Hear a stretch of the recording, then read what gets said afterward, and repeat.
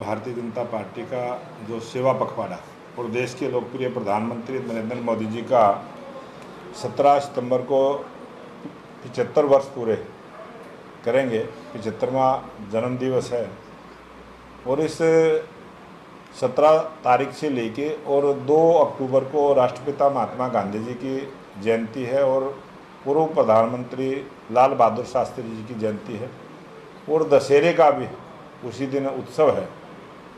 तो 17 सितंबर से लेकर 2 अक्टूबर तक एक सेवा का पखवाड़ा जिसमें 12 प्रकार के कार्यक्रम भारतीय जनता पार्टी के रहने वाले हैं।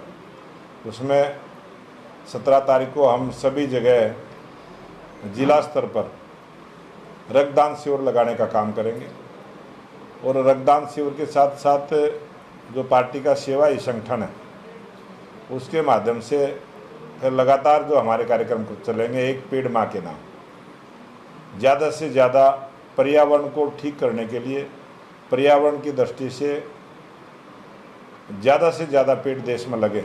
और मैं धन्यवाद करूंगा हरियाणा सरकार का जिन्होंने 2 करोड़ 10 लाख पेड़ लगाने का इस समय जो अपना टारगेट लिया था, लगभग 2 करोड़ पेड़ लग चुके हैं। वो अपने टारगेट के नज़दीक पहुँचे हैं।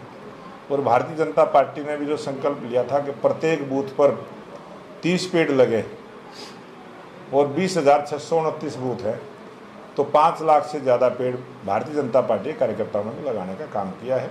और अभी जब हमारे बूथ के कार्यक्रम चलेंगे, जो हमारे बूथ पर पेड़ नहीं लगे वहाँ भी उस संख्या को हम पूरा करने का काम करेंगे। और स्वच्छता अभियान पूरे देश में चले, पूरा एक पखवाड़ा चलेगा।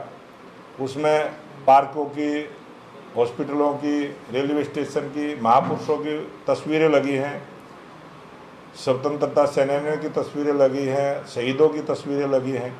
उन सब पर स्वच्छता अभियान भारतीय जनता पार्टी के कार्यकर्ता जिस बूथ के अंदर वो एरिया आता है, हॉस्पिटल है या गांव की गलियां हैं, उस बूथ के कार्यकर्ता ही वहाँ सेवा पखवाड़े में स्वच्छता अभियान चलाने का काम करेंगे।